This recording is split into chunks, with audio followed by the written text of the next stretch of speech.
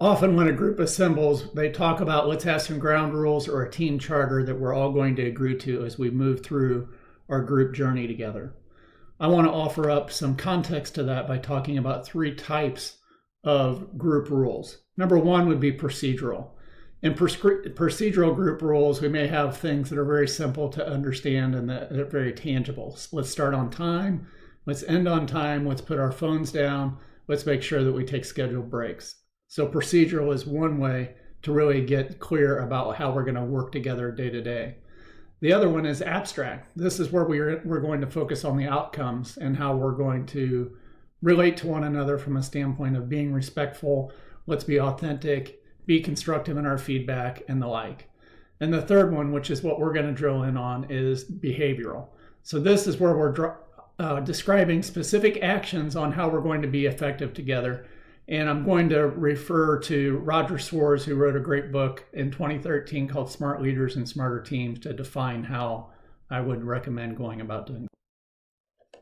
So in this context, we're going to look at behaviors over rules. So we talked a little bit about procedural, but in this context, we're going to talk about behavioral. What are the things that we want to see in action? So let's start with state views and ask genuine questions. Oftentimes we hear ourselves in a meeting and someone monologues for an awful long time without having a pause and giving someone an opportunity to kind of have something sink in and be able to ask follow-up questions so that there's better understanding. So it's great for you to have the headline, here's my position, and say it in a soundbite rather than go on and on and on so that people can have time to let it really sink in. Number 2 is share all relevant information. You know information, I know information. If we hoard it from one another, then it becomes a little bit of a use of power and can lead to some conflict. But if you know information and I know information and it's different, how can we share that information together so we're both have the same information at the same time so that we can operate better as a group? The third behavior that we're looking for is to use specific examples and agree on what important words mean. We know in industry, business, and organizations, there's a lot of jargon, there are a lot of acronyms, and so it's very important to not assume that everyone knows what those terms may mean. But when you take it even a step deeper, we may define success differently, we may define time differently, we may define goals differently. So it's really important for us to speak about what we are trying to suggest as an example of a term and then make sure that we define it so everybody has the same knowledge about what we're both talking about. It sets a great baseline. Number 4 is to explain reasoning and intent.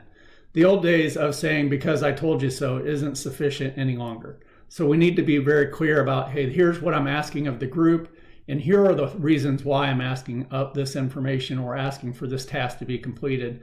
And what this does is it gives everyone really good backing and supports the reasoning for why you're asking what you're asking. And so when we do this, we have much more clarity with how we're working with one another, and people feel like they can really have a high level of trust that they understand your intent behind it. Number 5 is focus on interests, not positions. When we focused on our positions, we often find ourselves in a zero-sum game, a win-lose. Whereas when we focus on our common interests, we can look for what is the common goal, what's the vision that we're both working towards.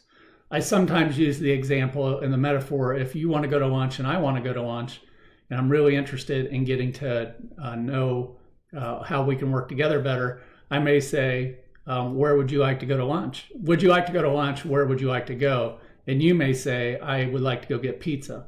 Well, I may not prefer pizza and I may like cheeseburgers. But if we just focus on our positions about the food that we like, we're not necessarily focused on the interests that we both have. So our interests are, hey, why don't we both pick a restaurant that we can get what we want? And so our real interest was to go have lunch together, not to talk about whether we were going to have an argument over pizza or cheeseburgers. Number 6, test assumptions and inferences. Oftentimes the first idea that comes about, we grasp onto it and we say, okay, let's go there. Or maybe we have limited information about a certain issue and we make a leap. And that leap sometimes leads to unintended consequences because our assumptions weren't necessarily valid relative to a particular thing that we're working through. And so make sure that you ask open-ended questions, gain more insight, and make sure that you have given sufficient time for you to have a conversation about something before you make an assumption. Jointly design next steps.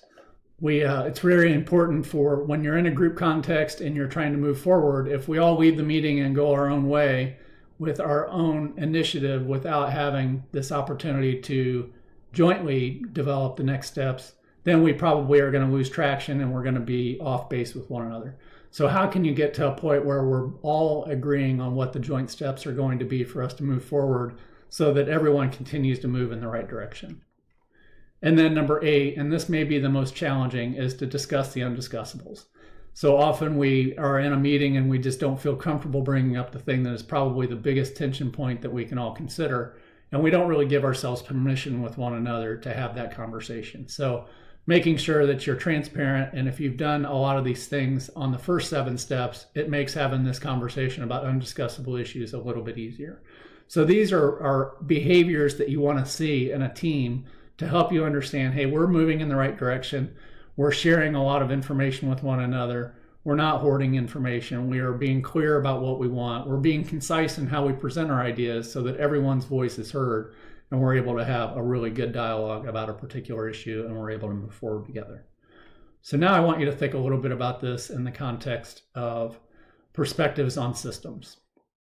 So I want you to consider that you are an instrument of change. You are part of a group. You have a lot of initiative and a lot of influence on how things happen.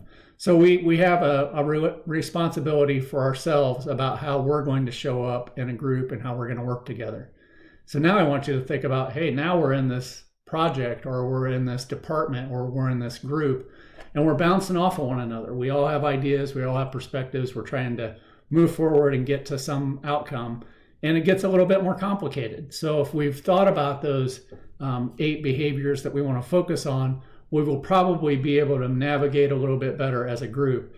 And then when we think about it on an enterprise level or a total systems level, you think about the organization. You know, you have your own values, you have your own set, you have your own group that you may work within, but so many other groups are interdependent on your outcomes, and you're dependent on their outcomes. And so making sure that you focus on some of these behaviors, because when you can create a high-performing team or a group that works well together, and you have other vested groups within your organization that are also moving towards some common goal, this makes for a much better outcome, makes for a much better culture where people feel like they're included, they have a role, they understand what they're supposed to do, they understand what you're supposed to do.